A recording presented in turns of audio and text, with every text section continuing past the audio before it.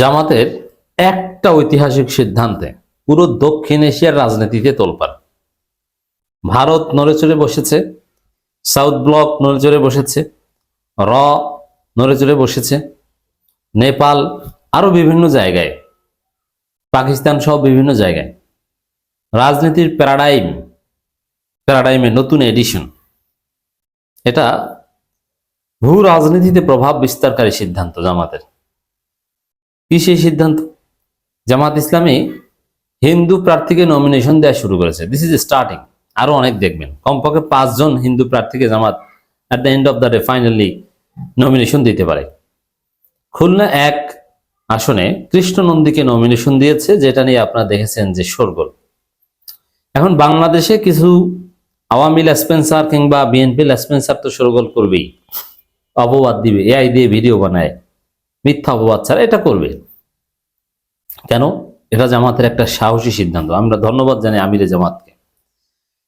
ইসলামী দল হয়ে এটা ইসলামপন্থীদেরই তো বাধার মুখে পড়ার কথা, যে জামাত এখন আর ইসলামী দল না। আমি চিন্তা করি যে চরমনাই এখন এটাকে পজিটিভলি দেখছে, কিন্তু জামাত চরমনায় যদি সুসম্পর্কটা না থাকতো তাহলে চরমনায় যে বিষয়টা কিভাবে দেখতো বলা যায় না। তো দর্শক, গালাগালি করতে, ইসলাম থেকে বের করে দিত, নানান কিছু। এখন 2-1 বলছে, কিন্তু ওটা তাৎপর্যপূর্ণ কিছু না। কিন্তু সাহস করে হিন্দু প্রার্থীদের নমিনেশন দেওয়া শুরু করেছে জামাত। এটা অদূর ভবিষ্যতে চরমনাইও করবে, যেহেতু তারাও এখন বড় দল হয়েছে, তারা এখন 3য় বৃহত্তম দল।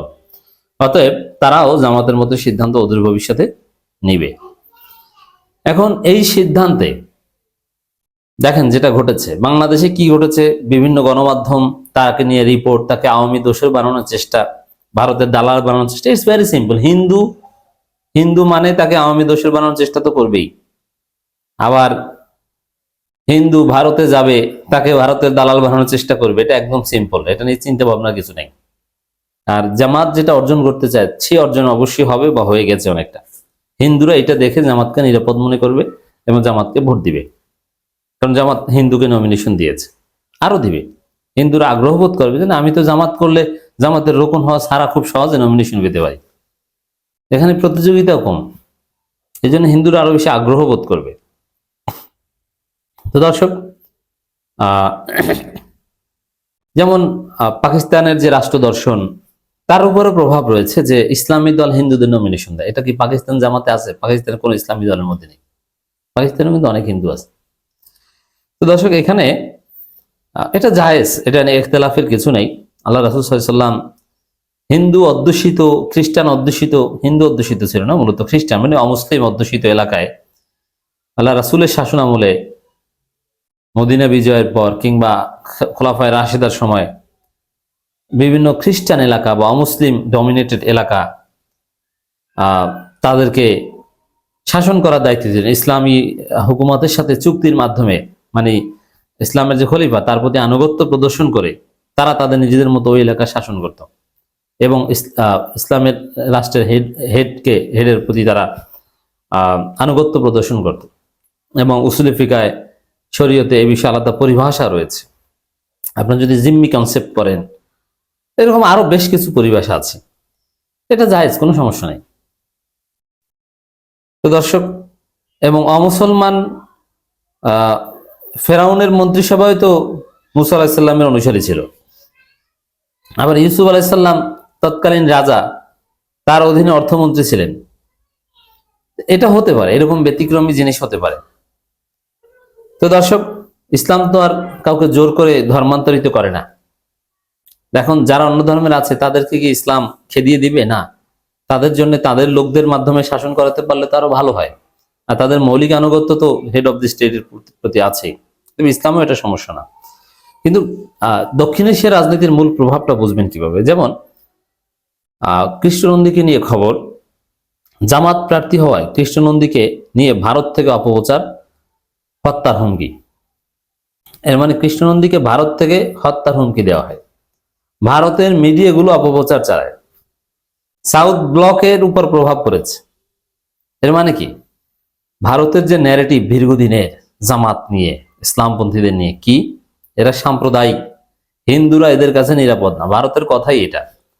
যে জামাত বা এই টাইপের দল ক্ষমতায় আসলে হিন্দুরা থাকতে পারবে না। তাদের ন্যারেটিভ আমির জামাত ভেঙে চুরমার করে দিয়েছে। আমির জামাত দেখিয়ে দিয়েছেন যে হিন্দুরা নিরাপত্তা, হিন্দুরা তো জামাতের এমপি, হিন্দুরা তো জামাতের মন্ত্রী, একজন দুইজন না, আরো যথেষ্ট সংখ্যক, বিএনপির চাইতে বেশি হিন্দু জামাতে আসতে পারে, এমপি প্রার্থী হতে পারে ভবিষ্যতে। অতএব এইসব হাবিজাবি কথা চলবে না, একদম ন্যারেটিভ খেয়ে দিয়েছে। এতদিনের অপপ্রচারের জায়গায় একদম মুহূর্তে ধ্বংস করে দিয়েছে। এই কারণে যাতে আর কোনো হিন্দু প্রার্থী না হয়, কৃষ্ণনন্দী যাতে সরে দাঁড়ান, এই জন্য নানান অপপ্রচার, হত্যার হুমকি, এআই দিয়ে ভিডিও বানানো অপপ্রচার, বানিয়ে অপপ্রচার, কোনো লাভ হবে না। জামাত যারা করে তারা বুঝে শুনে করে। আর এই যে কৃষ্ণনন্দীকে নিয়ে যে হাইপ, যে অপপ্রচার, এটা তার বিজয়ের লক্ষণ। তাকে সবাই গুরুত্বপূর্ণ মনে করে বলেই তাকে নিয়ে এত রিপোর্ট। ওরকম সেই খুলনার প্রত্যন্ত অঞ্চলে, এই খুলনা এক আসন একদম প্রত্যন্ত অঞ্চল, ওই জায়গার প্রার্থীকে নিয়ে কোনো জাতীয় গণমাধ্যমের ওইরকম রিপোর্ট করারই কথা না। বাংলাদেশে 300 প্রার্থীর কতজনকে নিয়ে জাতীয় গণমাধ্যম রিপোর্ট করে? ওটা তো আলোচনায় আসার কথা না। কিন্তু ভারত পর্যন্ত ছড়িয়ে গেছে, আল জাজিরা সাংবাদিক পর্যন্ত এটা নিয়ে খোঁচাখুচি করে, তিনিও নানান অপপ্রচার চালান। তো বোঝা যায় যে হি ইজ ভেরি ইম্পর্টেন্ট। এবং দক্ষিণ এশিয়া ইসলামী দলগুলোর মধ্যে এটা নেই যে হিন্দুরা ইসলামী দল করবে, নাই। এখন সেটা হচ্ছে মুসলমানরা হিন্দু দল করে, এটা আছে, ভারতে আছে। যেমন ভারতের অনেক দেওবন্দি হুজুর কংগ্রেস করে, অনেক দেওবন্দি হুজুর বিজেপি করে, এটাও আছে। যেমন দেওবন্দ মাদ্রাসা আছে সাহারানপুর, দারুল উলুম দেওবন্দ, যেখানে ওই এলাকাটা কিন্তু বিজেপি অধ্যুষিত, মোদির ভক্ত সব মুসলমানরাই। মুসলমান নারীরা, হিন্দু মুসলমান নারীর একটা বড় অংশ ওই 3 তালাক বিলের পর থেকে, যে একসাথে 3 তালাক দিলে কার্যকর হবে না, বা এরকম একটা আইন আছে, ওটা নিয়ে অনেক বিতর্কের পরে এই আইনটা মোদি পাশ করেছেন, তারপরে মোদির ভক্ত।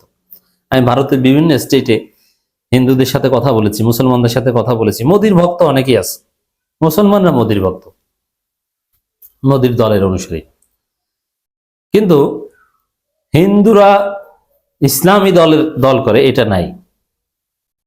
এখন যখন আপনি দেখবেন যে কোন ধর্মভিত্তিক দল তখনই ক্ষমতা এসে দেশ চালাতে পারবে, তখন বিপরীত ধর্মের লোকজন তার দলের অনুসারী হয়। যেমন বিজেপি বারবার ক্ষমতা আসছে, অতীতে এসেছে, বিজেপি একটা ধর্মভিত্তিক দল, কিন্তু মুসলমানরা বিজেপি করে, ক্ষমতা আসতে পারে, বিজেপি টিকে থাকতে পারে। কিন্তু কোন ইসলামী দল বাংলাদেশে ক্ষমতা আসতে পারেনি, কারণ কোন হিন্দু ওইভাবে জামাত করেনি বা ইসলামী দল করেনি। এখন করছে, এর মানে এখন জামাত ক্ষমতা আসতে পারবে এবং টিকে থাকতে পারবে। তো এই যে ভারত থেকে অপপ্রচার, ভারত থেকে হুমকি, ভারত থেকে হত্যার হুমকি, ফোন করা, পুরো ভারতে এটা চাউর হয়ে গেছে যে জামাত ইসলামীতে হিন্দু নেতা প্রার্থী, হিন্দু সম্প্রদায়ের গুরুত্বপূর্ণ লোক, ভুবুজেলা বাজিয়ে, বাঁশি বাজিয়ে, হরিবোলো বলে দাঁড়িপাল্লার স্লোগান দেয় বাংলাদেশে জামাতের হিন্দুরা, পুরো ভারতবর্ষে এটা নিয়ে তোলপাড়। তো এটি বলো দক্ষিণ এশিয়ার রাজনীতিতে আমিরে জামাত একটা প্যারাডাইম শিফট ঘটিয়ে দিয়েছে।